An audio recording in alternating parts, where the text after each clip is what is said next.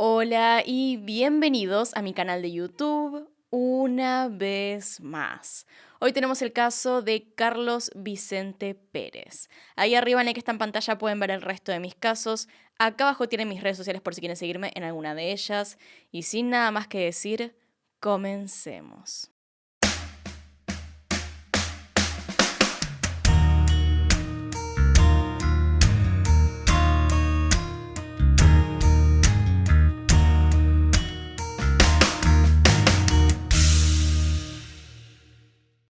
Carlos Vicente Vegas Pérez nació en el año 1959 y provenía de una familia muy adinerada. Era hijo de Trina Pérez Machado y Martín Vegas Pacheco, quien era un reconocido profesor y arquitecto venezolano, autor de algunos de los edificios más simbólicos de los tiempos iniciales de la segunda modernidad venezolana, como por ejemplo la Torre Polar de Caracas. También formó parte de la Comisión Nacional de Urbanismo de Caracas durante la dictadura de Marcos Pérez Jiménez. Carlos era un joven responsable que sacaba buenas notas, amante de los deportes y en su tiempo libre disfrutaba de leer cómics. Para el momento en el cual ocurren los hechos, Carlos Vicente tenía 13 años de edad y hacía unos pocos meses que estaba en Venezuela. Antes de esto vivía en Londres, Inglaterra, donde cursaba la primaria. Pero por decisión de sus padres se mudaron a Venezuela. Esto implicó un gran cambio en la vida de Carlos, pero igualmente logró adaptarse y hacerse amigos rápidamente. Estudiaba en el colegio San Ignacio de Chacao en Caracas y vivía en la lujosa urbanización Santa Marta de las Lomas del Mirador en la Quinta Algarrobo. Entonces, dicho este pequeño contexto, ¿qué fue lo que le pasó a Carlos?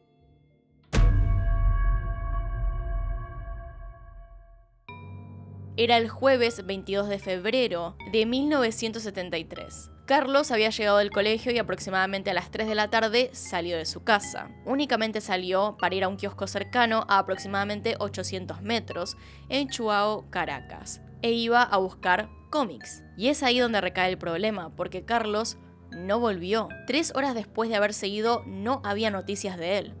Por lo tanto, su madre, quien lo había visto salir, comenzó a preocuparse. A las 7:30 de la tarde llega Martín, por lo que Trina le comenta lo ocurrido y juntos salen a buscarlo. Fueron por supuesto al kiosco y le preguntaron a todas las personas que estaban por ahí, incluido el personal de seguridad de la zona, si habían visto a un niño con la descripción de Carlos, pero su respuesta fue negativa. Eso significaba que Carlos nunca había llegado al lugar. Pasadas las 10:30 de la noche, suena el teléfono. Inmediatamente la empleada de la familia responde y escucha a un sujeto diciendo que tenían noticias sobre el niño. Trina, quien estaba del otro lado del teléfono, escucha la peor noticia que una madre podría escuchar. Tenemos a su hijo. Carlos había sido secuestrado. Los secuestradores explicaban que no tenían intenciones de hacerle daño a Carlos, pero exigían por su libertad la suma de 150.000 bolívares, con un par de exigencias. El dinero debía ser pagado en 2.200 billetes, 800 de 100 bolívares y 1.400 de 50, en dinero usado, dentro de un viejo maletín y sin policía. Todo esto, por supuesto, si querían a su hijo sano y salvo. Los padres aceptaron el trato. Mientras no le hicieran daño a su hijo, no habría problemas con el dinero.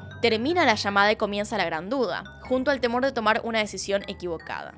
Si llamaban a la policía, su hijo podría morir, pero si no lo hacían, corría el mismo riesgo, ya que no tenían nada como para poder confiar en ellos. Finalmente, prefirieron no quedarse con la palabra de los secuestradores y decidieron igualmente alertar a la policía a todo esto, quienes continuaron la investigación de manera secreta. Llegado el viernes 23 de febrero, los padres reciben una segunda llamada por parte de los delincuentes.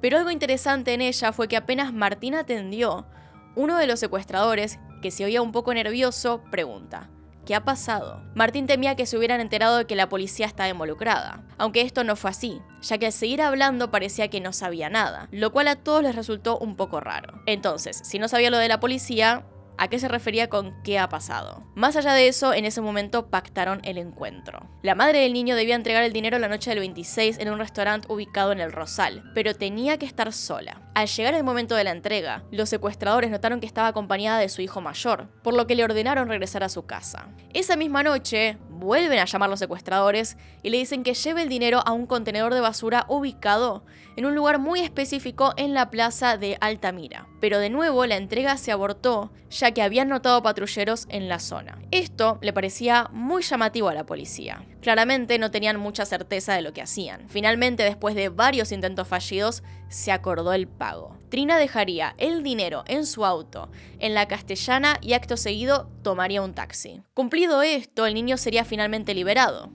Pero ese momento nunca llegó. El viernes 23 de febrero había comenzado la investigación secreta. Cuando llegó la llamada para el encuentro del dinero, la policía pudo captar de dónde provenía la misma, y pudieron deducir que posiblemente eran jóvenes con una buena posición económica. Esto debido a que los jóvenes, por su manera de hablar, no parecían de los barrios bajos. Además, algo que les sonaba raro era que estos no estaban pidiendo mucho dinero.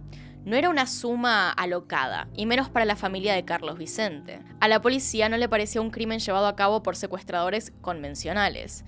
Entonces, concluyeron que, por la manera de llevar a cabo el operativo y los cambios producidos en él, eran jóvenes inexpertos, posiblemente cometiendo su primer crimen, de una clase media alta que se habrían metido en problemas de drogas y que necesitaban esa suma exacta para pagar una deuda. Además, por el modus operandi, era posible que Carlos conociera a los secuestradores. Por otro lado, se había dado el intercambio del dinero, pero al haber pasado más de 24 horas sin noticias del niño, proceden a hacer la denuncia pública. Desde aquel momento se declara emergencia nacional y es entonces donde entra a la escena Lucía Ferreira para dar su testimonio. Lucía vivía en un rancho en la zona de Maitana y el viernes 23 de febrero se levantó exaltada a las 2 de la mañana por un ruido del motor de un auto, lo cual no era algo cotidiano en la zona donde vivía. Un poco desconcertada, Lucía decide asomarse a la ventana donde ve un auto europeo junto a un grupo de jóvenes, seguido de gritos, indicaciones y lo que más le llamó la atención, un golpe en seco,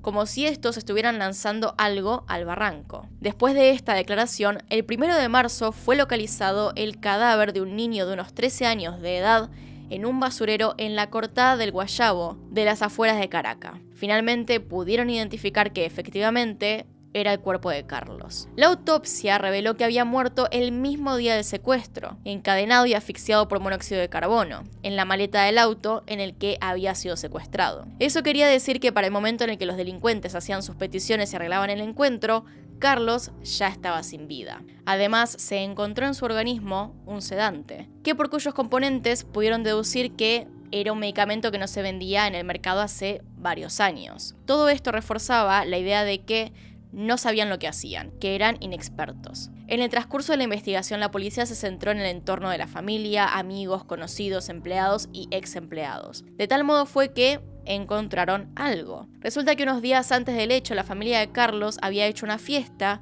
y habría surgido un incidente con un grupo de jóvenes que no habían sido invitados a pesar de ser amigos de Federico Vegas, el hermano mayor de la víctima. Además, se dio a conocer que todo aquel grupo de amigos tenía o había tenido problemas con el consumo de drogas, incluido el hermano de la víctima, Federico Vegas. Lo único que estaba claro hasta el momento es que eran personas cercanas al círculo de Vicente. En el curso de las investigaciones se confirmó que el secuestro se había efectuado con la finalidad de saldar una deuda con narcotraficantes colombianos. Entonces, la teoría final era que Carlos había sido interceptado en el camino. Le dieron un sedante, lo subieron a un auto y lo llevaron fuera de Caracas. Debido a que los secuestradores conocían a Carlos y a su familia, su idea era simplemente obtener el dinero y dejarlo ir. Pero, como no tenían cuerdas, lo metieron en el maletero del auto y no calcularon que ahí podría asfixiarse. En poco tiempo el niño termina falleciendo y ellos, sin saber qué hacer, lo tiran por el barranco. Pese a esto, deciden seguir con su plan. Fue por eso la extraña pregunta de la llamada. Ellos tenían miedo de que la familia se hubiese dado cuenta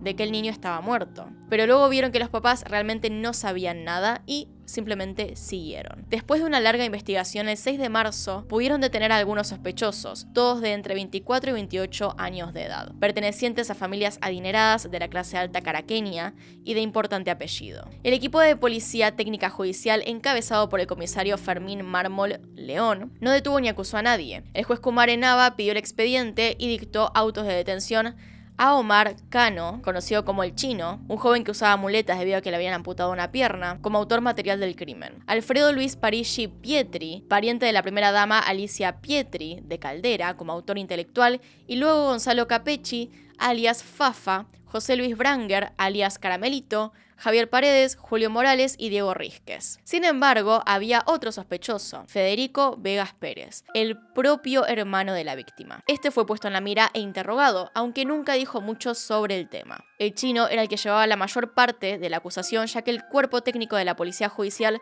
supuestamente había encontrado indicios que lo inculpaban como autor material del homicidio. Además, este era quien le habría inyectado el tranquilizante y quien llevaba la mayor parte del operativo. Los secuestradores estuvieron en la cárcel unos 8 meses, pero el martes 8 de enero de 1974, la Corte Superior Segunda revocó los autos de detención a los 7 inculpados por el secuestro y muerte de Carlos por detectar fallas sustanciales en la instrucción y sustentación del proceso, ya que no había suficientes pruebas para sustentar las acusaciones. Esta medida únicamente afectaría al chino y Gonzalo, por lo que el resto quedaría en libertad. Cierta declaración del comisario Fermín Mármol León fue considerada por los tribunales como una violación del secreto sumarial y de inmediato los padres de los jóvenes detenidos interpusieron una demanda al comisario a través de sus abogados. Fermín Mármol León fue citado por el juez y se le ordenó presentarse, de lo contrario sería arrestado por desacato. Como consecuencia, el equipo de detectives a cargo de Fermín Mármol León terminó excluido de las investigaciones. Después de la libertad, se fueron todos del país. Algo peculiar de esta medida fue que justo estos dos que quedaron presos eran los únicos que no tenían una posición económica alta, pero eran amigos de los muchachos que sí tenían familias ricas. Resulta que la mayoría de las familias de los implicados habían pagado una gran cantidad de dinero para garantizar la libertad de los jóvenes. Incluso la familia de Carlos, para ayudar a su hijo Federico, puso una buena cantidad de dinero por él, sin importar que este hubiera secuestrado a su propio hermano y le hubiera sacado dinero a su propia familia. Había 2 familias que no habían podido poner toda esa plata para sacar a sus hijos del país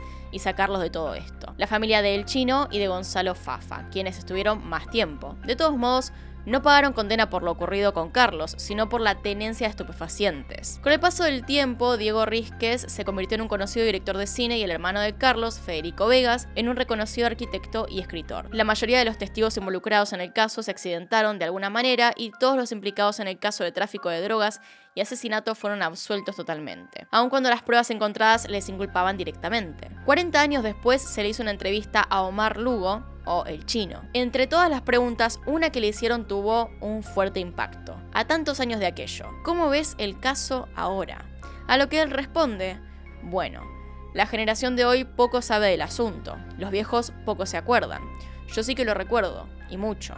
A mí y a Fafa Capecchi, también involucrado en el caso, nos fabricaron un expediente por drogas y pagamos cana por todos los demás. Fíjate, a mí me detienen junto con Nicomedes Zuloaga Pocaterra. A él le quitaron 2 kilos de cocaína, 30 kilos de marihuana, 200.000 bolívares en billetes falsos, una pistola y un jeep robado. El hombre estaba convicto y confeso, sin embargo, solo pagó 2 meses. El juez que le revoca el auto de detención es el mismo que me lo confirma a mí, sin que la PTJ me hubiese encontrado ni siquiera una semilla de marihuana, sin que yo hubiese declarado ni firmado nada. Éramos los pendejos de la partida. Es por esto que este caso se recuerda como uno de los casos representativos de la impunidad del poder en Venezuela. Luego se hizo una película llamada Cangrejo. El nombre proviene de que de esta manera son llamados los casos sin resolver en Venezuela. Lamentablemente no hay resolución de este caso y fue así como el secuestro y asesinato de un pobre niño inocente quedó totalmente impune. Así que bueno, hasta acá llegamos. Como les digo, no hay mucha más información, así que no tengo más que contarles. Acá están los Patreons y los miembros del canal. Gracias por apoyarme a través de esos medios. Y sin nada más que decir, acá tiene un video nuevo, acá tiene un video recomendado. Se pueden suscribir haciendo clic en mi cara